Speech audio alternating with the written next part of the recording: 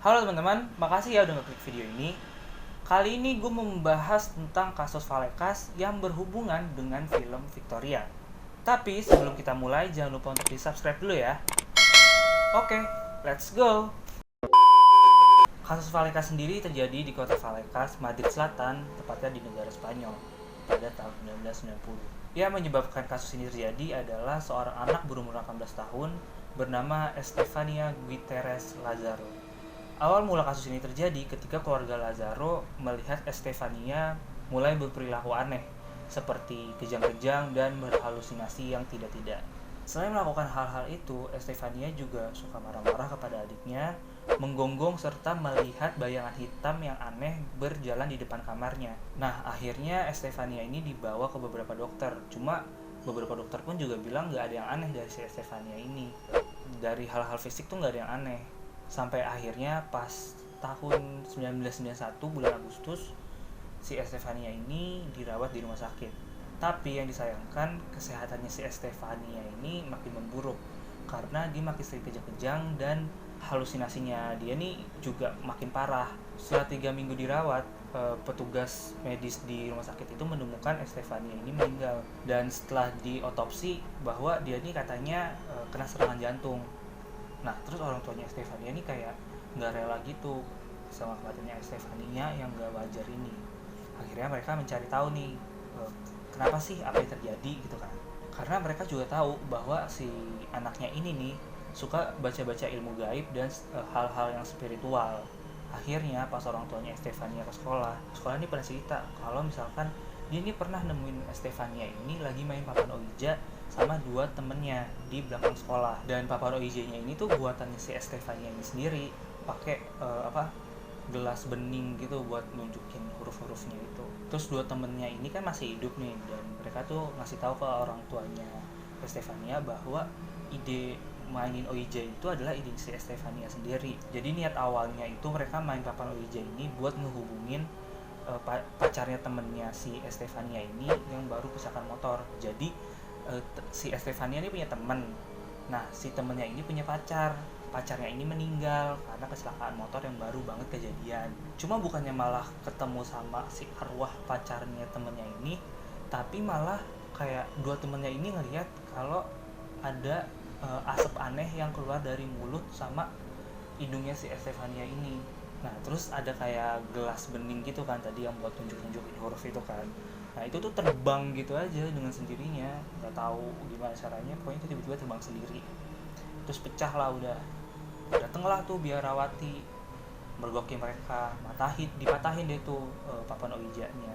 Setelah mendengar cerita itu, orang tuanya Estefania makin yakin nih kalau si Estefania ini meninggal pasti ada hubungannya sama papan Ouija ini.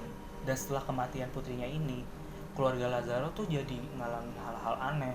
Kayak yang suka kejadian itu ada suara bisik-bisik mama mama dari kamar mandinya si Estefania ini, tapi kalau dibuka ya nggak ada apa-apa. Nah, terus juga yang suka kejadian itu di kamarnya si Estefania ini kan suka diberesin ya sama orang tuanya. Terus beberapa hari sekali suka mereka cek itu kan buat diberesin lagi. Tapi yang selalu terjadi adalah pas udah diberesin, terus pas dicek lagi, itu pasti udah berantakan. Berantakannya tuh nggak kayak cuma debuan atau apa, tapi bantalnya kemana-mana, terus bed covernya udah di lantai, barang-barang yang di rak udah jatuh-jatuhan kemana, pokoknya berantakan banget nih. Berantakannya tuh nggak kayak cuman yang kamar ditinggalin didiemin doang, tapi kayak udah ada anak kecilnya gitulah yang berantakan banget. Makin lama nih hal-hal yang dialamin sama keluarga Lazaro nih makin parah. Tadinya ada kayak suara-suara ketawa-ketawa bergema di mana-mana, jadi kayak suara rintihan-rintihan gitu. Terus kayak di tembok nih suka ada suara tonjokan-tonjokan yang keras. Terus juga ada kayak barang-barang nih suka kelempar-lempar kemana-mana, kayak lampu atau microwave atau apapun yang bisa nyala itu mati nyala sendiri. Pintu-pintu juga yang ketutup rapet suka kebuka tutup dengan sendirinya gitu loh. Nah, akhirnya karena mereka udah kesel banget sama pintu yang kebuka tutup sendiri, akhirnya mereka ngeganjel pakai kayak sofa gitu, sofa yang gede. Terus pokoknya semua barang-barang perabotan yang gede diganjel gitu. supaya ini ketutup rapat nih, supaya nggak kebuka-buka lagi. Cuman akhirnya bukannya malah ketutup, bukannya malah diem tuh, tapi malah makin parah. Makin parahnya tuh malah ada suara angin kenceng banget dari sisi satunya. Terus barang-barang yang tadi buat ganjel itu malah jadi kayak kelempar semua gitu loh ke jalanan.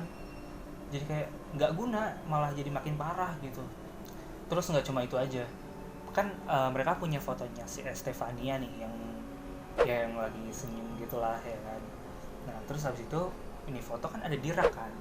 Nah foto yang di rak ini jatuh ke lantai, terus diambil sama nyokapnya, sama si nyokapnya Estefania nih.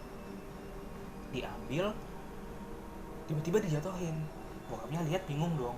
Pas bokapnya mau ngambil, nggak jadi juga.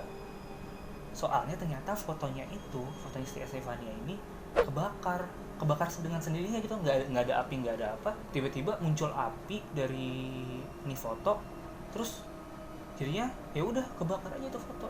Terus tiap malam nih mereka suka dengar suara-suara aneh kayak siulan, raungan, pokoknya suara-suara aneh gitu deh.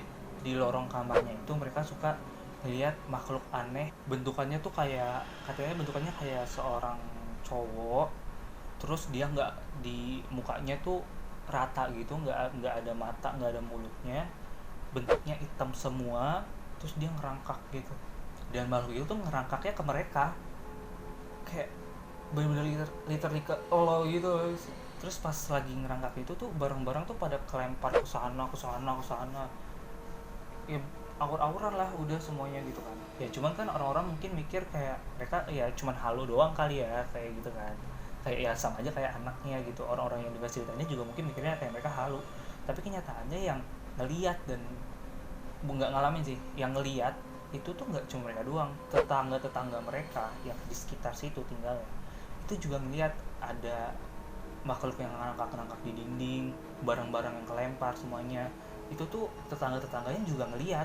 Kalian bisa bayangin gak sih kalau kalian tinggal di daerah situ, kayak kalian tuh bakal ngeliat hal-hal itu.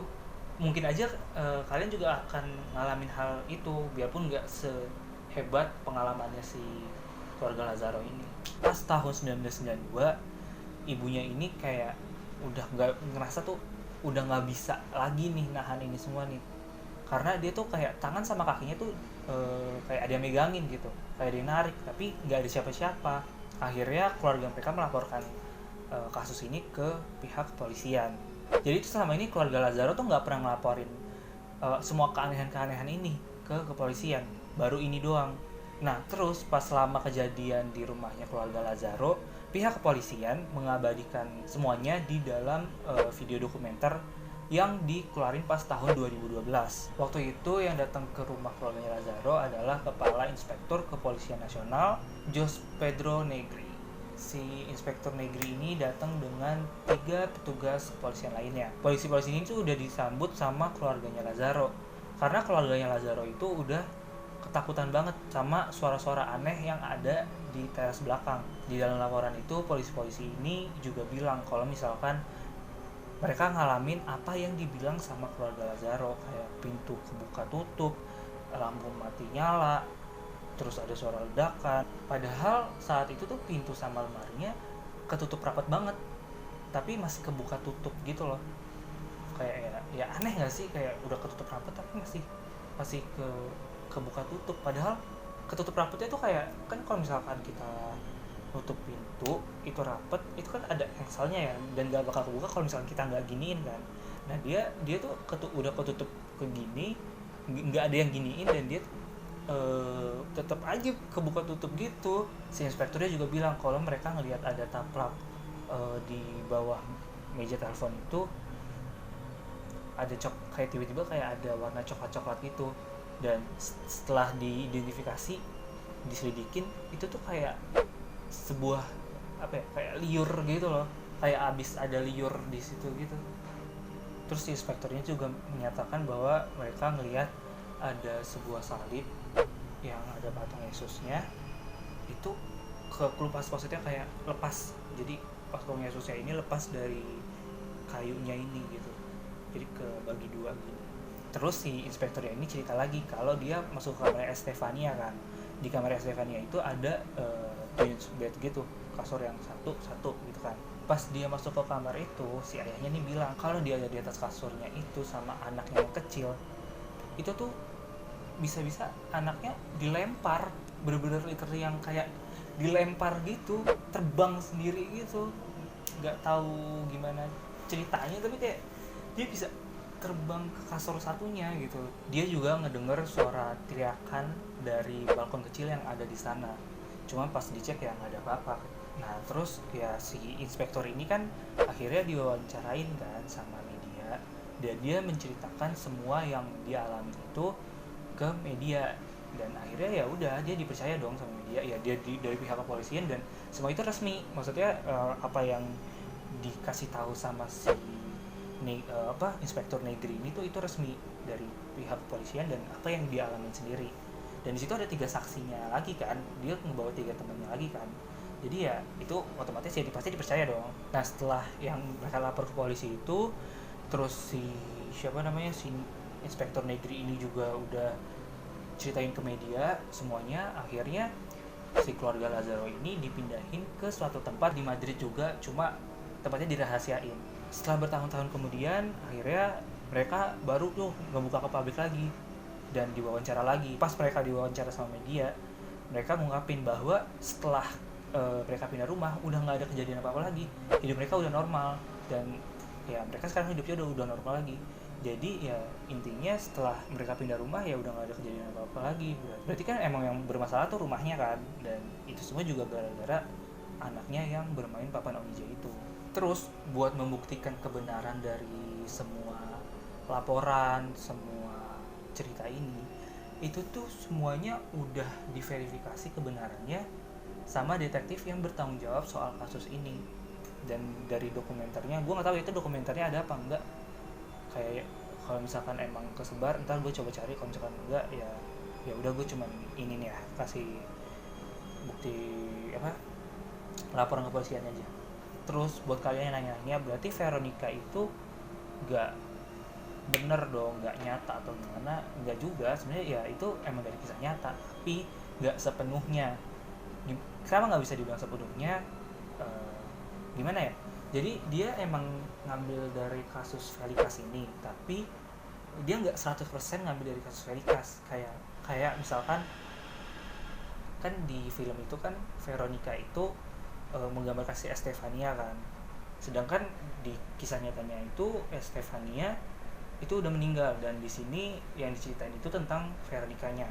Terus kalau misalkan di filmnya itu, di film Veronica, ayahnya Veronica itu udah meninggal, udah nggak ada. Sedangkan kalau misalkan di kisah nyatanya, di kasus Velikasnya itu yang udah meninggal Estefania, dan di kisah nyatanya itu ayahnya masih hidup, dan ayahnya juga mengalami kasus yang aneh-aneh ini. Dan perbedaan yang paling signifikan di sini tuh adalah tempat tinggalnya dan orang tuanya.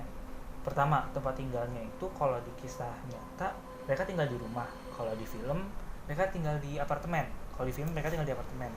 Kalau misalkan di film orang tuanya si Veronica ini itu udah nggak ada, bokapnya ya udah nggak ada.